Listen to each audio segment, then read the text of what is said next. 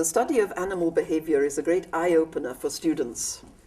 Virtually every aspect is an ayah, that is a sign from Allah, that increases our wonder at Allah's creative power. Students study the nests of termites, built by blind insects in the darkness and creating cool temperatures for their fungus gardens in the basement of their air-conditioned mansions. They learn about the dance of the bees, telling other bees exactly where to go to find pollen.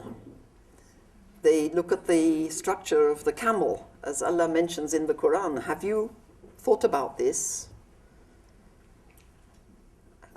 They see the chameleon changing its colors at will, and many other breathtaking phenomena which Allah has drawn our attention to in the Quran and told us to think about them and about their implications.